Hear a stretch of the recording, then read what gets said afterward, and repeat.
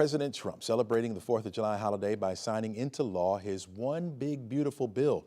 Nearly 900 pages of legislation puts into motion many of the president's fiscal objectives for his second term. Among the highlights, the package makes the 2017 Tax Cuts and Job Act provision, which was set to expire this year, permanent.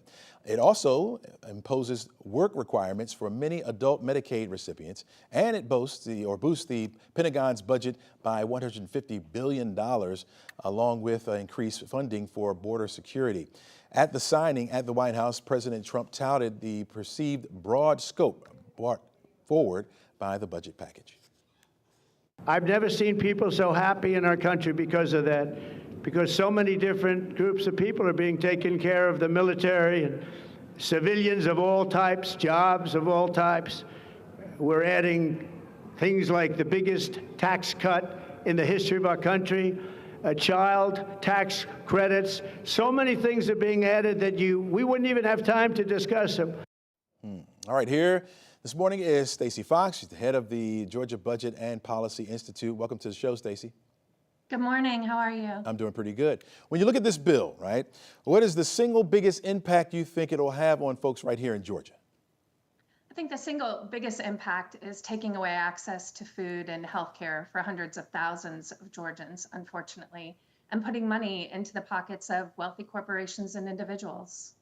Regarding those tax cuts, right? Let's start off with that first thing. President Trump's first term as he was president, who actually benefited here the most, and who's left with carrying the biggest load, you think? Those who are already carrying the heaviest load, those who need support from our communities and from our government and deserve it, are going to be faced with more requirements, like you mentioned, work requirements that are going to inhibit their access to things like SNAP and Medicaid throughout the state. You mentioned Medicaid. Let's talk about that a little bit here. How real is the risk for thousands here in Georgia for that? Hundreds of thousands of Georgians, over 700,000 Georgians are at risk for losing access to health care, on top of the fact that this bill limits our abilities to support rural hospitals, and we already have a number of rural hospitals across the state at risk for closing. So that's how it's going to show up in real life when it comes to this loss of Medicaid, right? Absolutely. People might not have insurance coverage, and they might not have a hospital to go to. Do you see anything good out of this bill at all? Well, it's a big bill. I don't know that I would call it beautiful, but it's definitely big. We'd definitely like to see the child tax credit.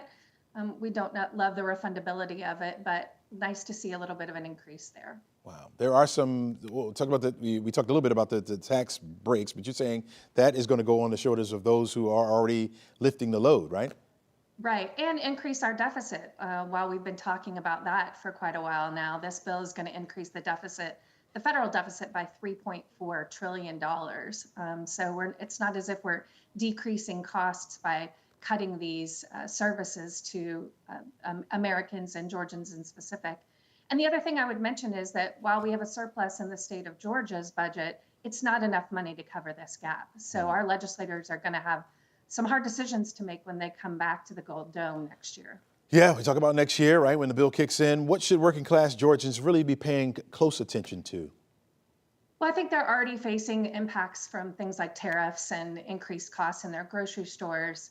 Some of this bill will take years to come into effect, but I think unfortunately they're going to have already started to see the impact of some decisions by this administration that's only going to get worse. What kind of pushback do you think it's going to get, as far as parts of this bill, and will they be effective at all? I mean, the pushback as far as from citizens and from some lawmakers as well.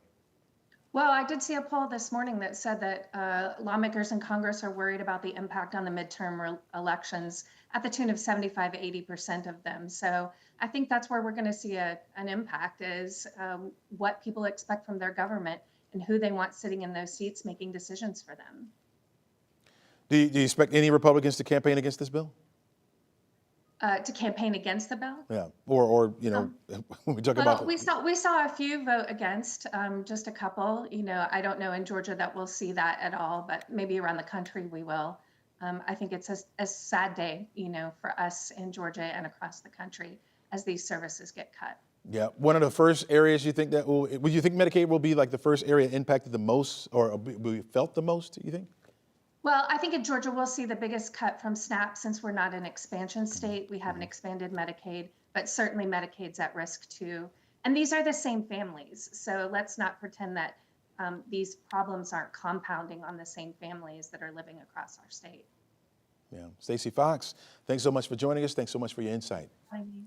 All right. Take care.